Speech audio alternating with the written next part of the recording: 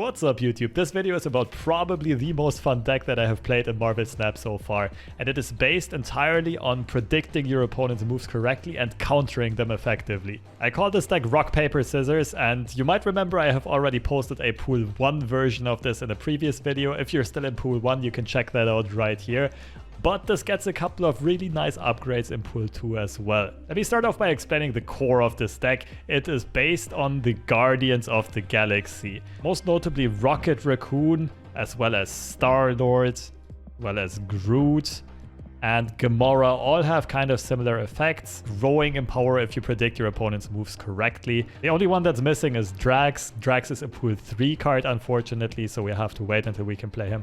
But instead we have Mantis, another kind of member of the Guardians of the Galaxy with also a kind of similar effect, not growing in power but instead stealing a card from the opponent's deck. And for some other cool predict and disrupt and control effects, we play some of the coolest cards in the game. Very situational but incredibly high payoff potentially is Shang-Chi on one hand side. We usually want to wait until turn 5 or 6 with playing him, and ideally our opponent reveals their cards first at a contested location, and then we turn the tides of that location with Shang-Chi being revealed and destroying all of our opponent's key cards. Professor X, somewhat of a similar idea, although very different effect. Most of the time we just want to barely sneak out a win at one location and guarantee that we'll win that through Professor X's ongoing effect. If you need some inspiration on how to do this, you'll find it in the gameplay examples later on. The last disruption card that I haven't mentioned yet, but that is arguably the strongest card in Pool 2, or surely one of the strongest, is Storm. She allows for some insane playmaking potential.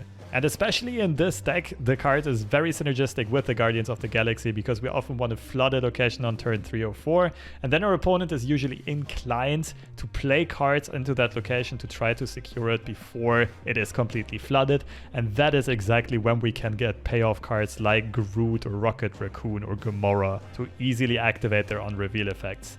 Another tech choice that does not have to be in here but can be very good is Enchantress. The main reason why she's good in the Pool 2 meta is that a lot of other players are going to be playing either Devil Dinosaur decks or Khazar Blue Marvel Onslaught type of decks. So Enchantress is going to be a very good tech choice for the Pool 2 meta. And some other tech choices that at least deserve a bit of a shout out are Cosmo, if you run into a lot of on-reveal effects, but keep in mind that it also has some anti-synergy with our own on-reveal effects. And the other card would be Killmonger, one of the best tech choices in Pool 2 in general, but we also play a bunch of one-cost units ourselves, so I don't think Killmonger is too synergistic in this build of the deck. Now, the last card's not mentioned yet. Angela, just a super stable, super solid card in almost any Pool 2 deck, especially if we play a bunch of cheap cards. Angela also has some very good synergy with Nightcrawler, which you can play in Angela's location and then move. Nightcrawler, of course, also synergistic with Storm because we could still access the flooded location through Nightcrawler moving there. And we have America Chavez as both a deck thinner as well as a consistent finishing play on turn 6. So overall, I know this deck looks kind of messy and it doesn't look super strong maybe at first sight, not that high power numbers and everything, but it allows for an insane amount of outplay potential and allows for a lot of skill expression and skill agency. And most of all, it's just a super duper fun deck to play and to get into your opponent's head. And now here are a bunch of gameplay examples. Just want to mention real quick that I do have a new overlay, a new layout for the gameplay. Should make for a nicer mobile viewing experience on small screens. Let me know what you think in the comments.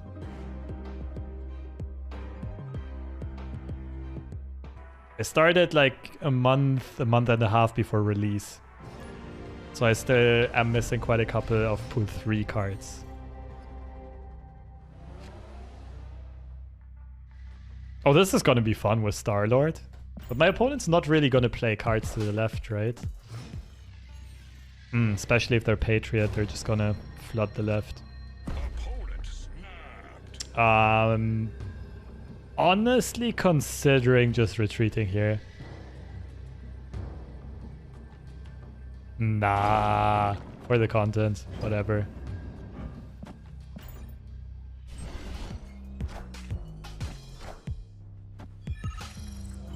Lizard into Storm into Jessica as a guaranteed lane. Not necessarily, not if your opponent plays like White Tiger type of stuff. Ooh. Wait, this is a great location for us. Wait, what if we flood middle, lock down left later on, play for right, something along those lines? We go like storm middle.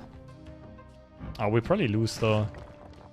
It's more about not allowing our opponent to play a lot more cards though. Wind, aid my hand. Right, if they can't put cards left and they can't put cards middle. It's very favorable for us.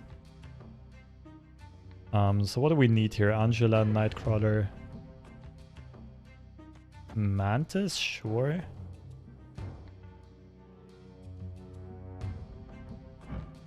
Mantis is a bit low value, but the way the mana curve is gonna go, I think.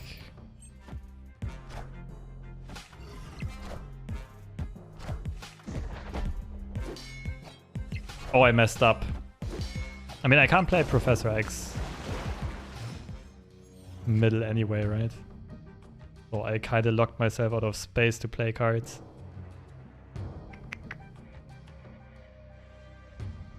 That's unfortunate.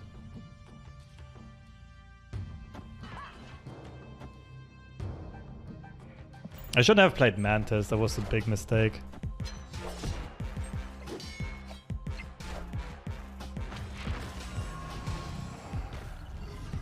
YOLO Professor X. Maybe I should have just... that's actually a good point. I could have just Professored right side. Like, I might still win this, though. Professor X left will return. That's a good question.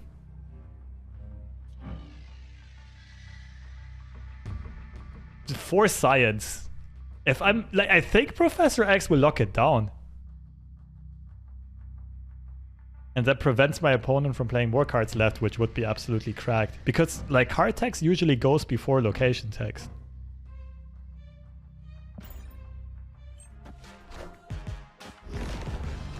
Let's go! That's one nice way to win the game. And learn something new.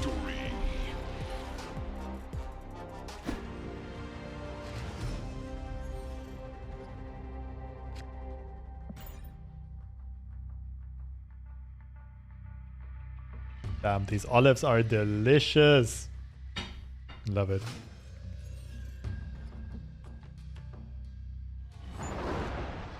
Okay.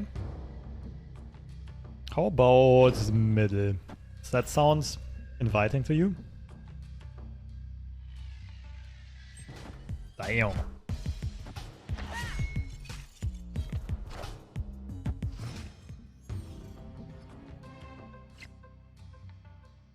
Do we like storm into Groot left side? Storm into Groot Mantis. Then we can Gamora right side on 5.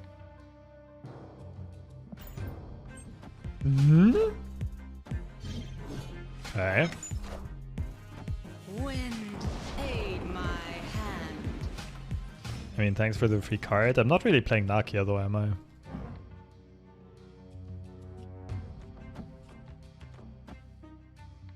Should be good.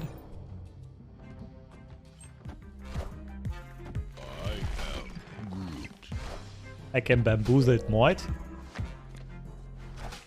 Buffed rock slide, okay. We win out by 1, but we gotta be scared of healer. So where's our opponent gonna go? Middle or right side? We could also go bonkers with Angela. I like Gamora right side.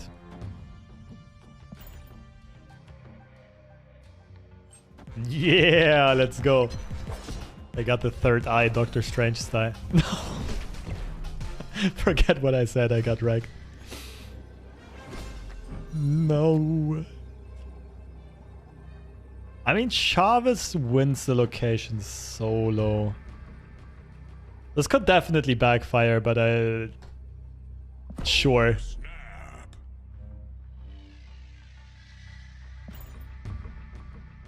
For the content.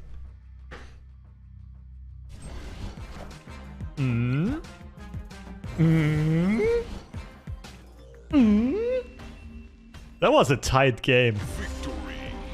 1 point difference left. 2 middle, 1 right side. Shish.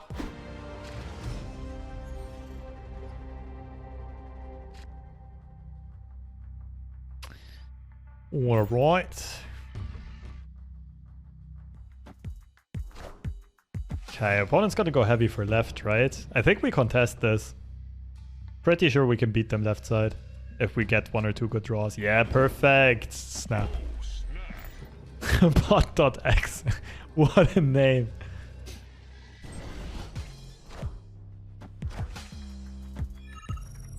Patriot deck?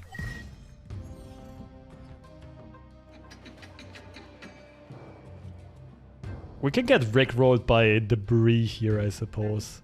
Apart from that, we should be winning left side.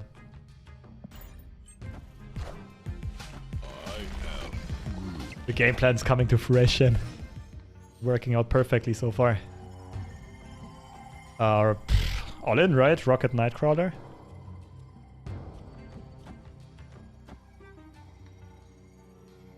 Like, Shang-Chi doesn't really make sense. Only if they... No, never makes sense. Warpath, I think, is the only card they can play left side that makes them win.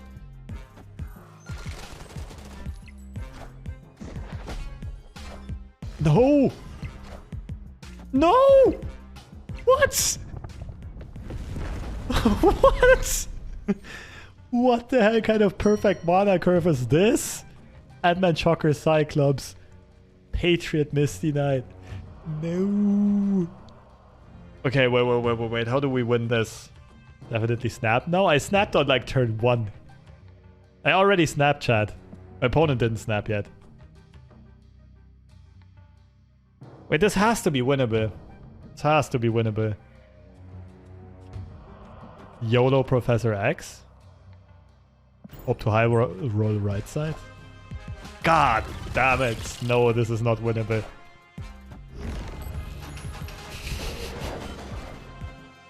Oh, come on! What is this high roll? Let's get the fuck out of here.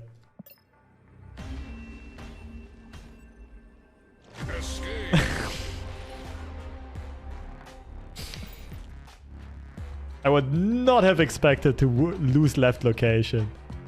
With Rocket, Star-Lord, and Groot. But shish, our opponent's opener was crazy. Beyonder. In Marvel lore, Beyonders are pretty broken.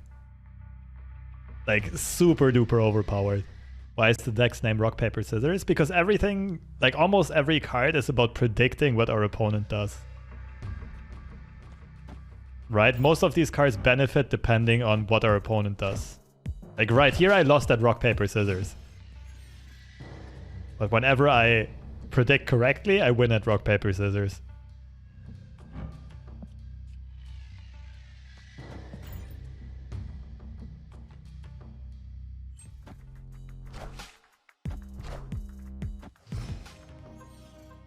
Okay. They're somewhat likely to play Wolfsbane here. Now it's beneficial for us to swarm right side.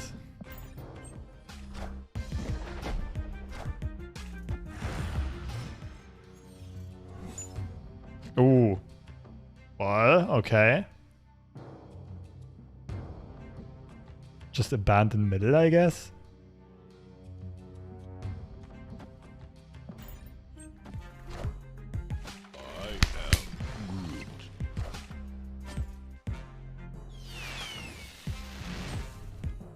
Oh, it's a healer deck. Interesting way of building it. Just... X left side, Gamora right side is an idea. Are we winning left side though? This is the safer play. Wait, what if it's X middle? Isn't X middle genius? It has to be good. We just win out by 1 power here. And like our opponent is incentivized to play right or left side because the buffs, right? So we secured middle. I'm pretty sure our opponent can't buff this. We just gotta win one of the other two. Well, this is not gonna be easy. Wait. We flip over first though, goddammit. Just Shang-Chi, right? It's like the best power spike that we can have. Sure. Would be much nicer if we would reveal second here, but... like, if we reveal second, it's a guaranteed win. This also works, I suppose. G to the G. The cheeky Professor X in the middle. Just gotta mind game our opponents sometimes.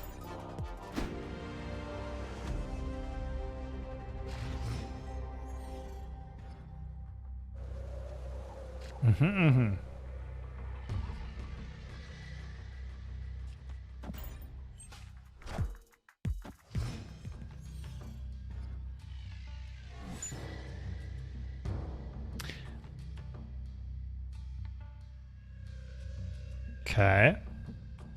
This doesn't look too bad.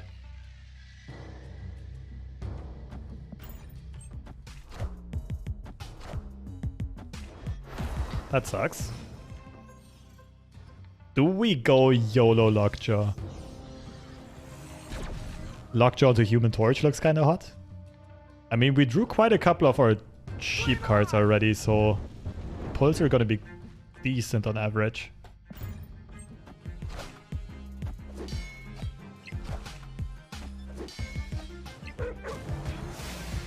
Jotunheim should be amazing with Professor X.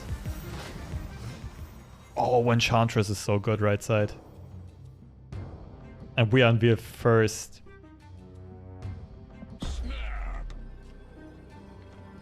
The thing is, if we Professor X left side, he still gets debuffed, right? So if we play X on turn 5, at the end of the game, he's gonna have 0 power, so the location is still a tie. Okay, give me a really good pull from the deck, please. Like Gamora or something.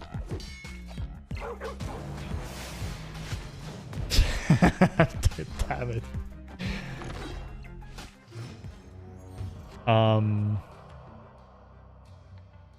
We can Professor X on turn 6 though.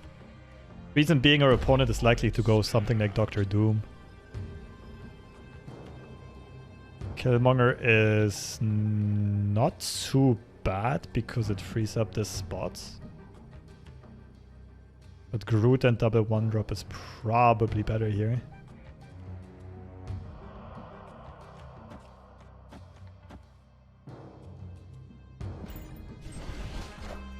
That was such a low roll, the Human Torch for.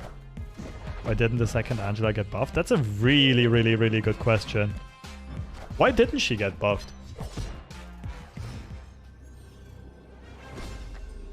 Wait, that makes no sense. The thing is, if our opponent's playing Doctor Doom, left side, we play Professor X, they still hits both lanes. Shang-Chi. Better than Chavez.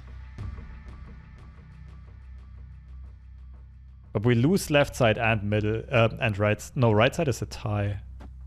Wait. It's just winning. We lose left side by 2. We win this by 5, and right side's a tie. Sure, let's take it.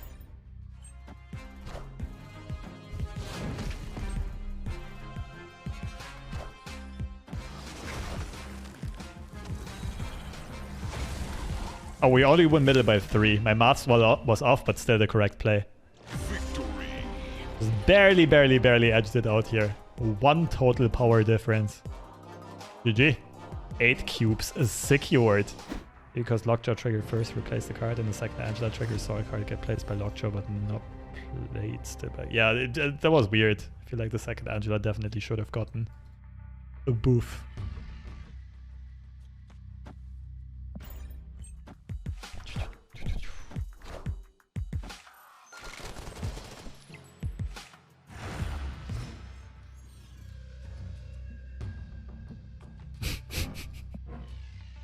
I have a mild PTSD from this one.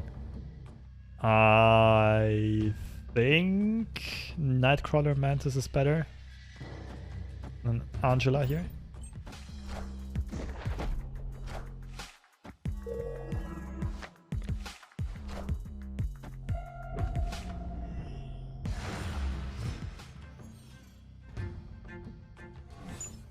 Ooh!